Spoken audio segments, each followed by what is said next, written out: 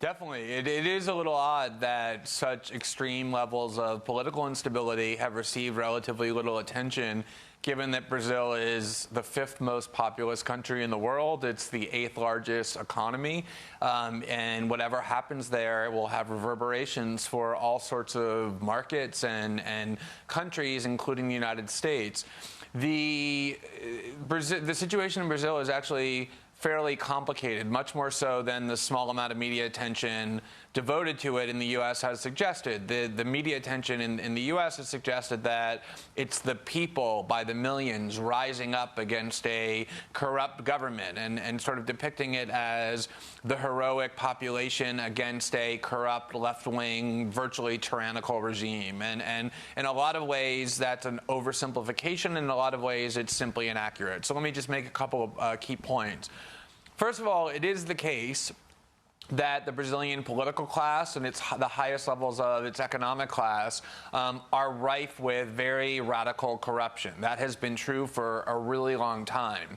And what has happened is that Brazil's judicial institutions and police agencies have matured. Remember, Brazil is a very young democracy. It only exited military dictatorship in 1985.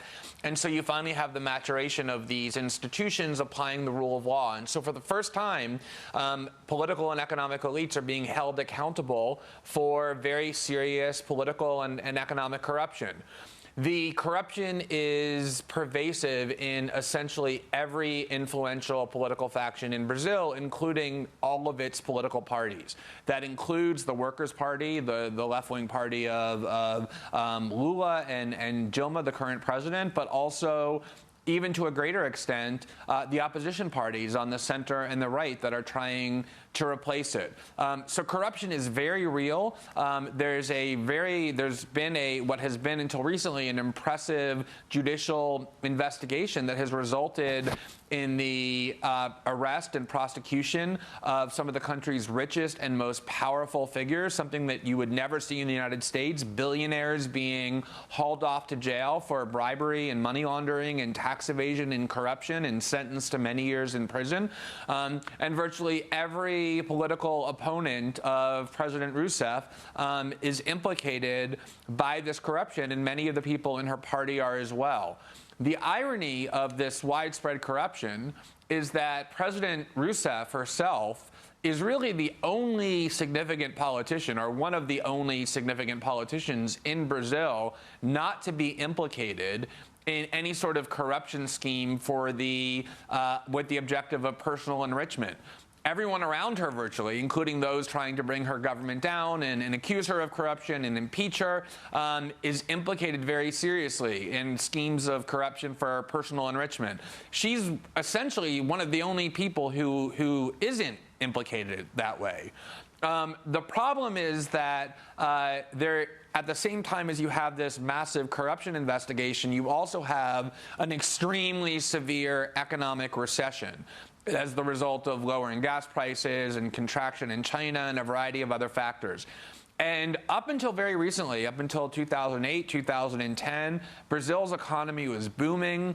The people of that country, including its poorest, thought that their prospects were finally improving, that the promise of Brazil, the long-heralded promise of Brazil to become this developed power in the world, was finally coming to fruition. Millions of people were being lifted out of poverty. And what this recession has done has been essentially to reverse all of that and to reimpose huge amounts of suffering borne primarily by Brazil's lower and working classes.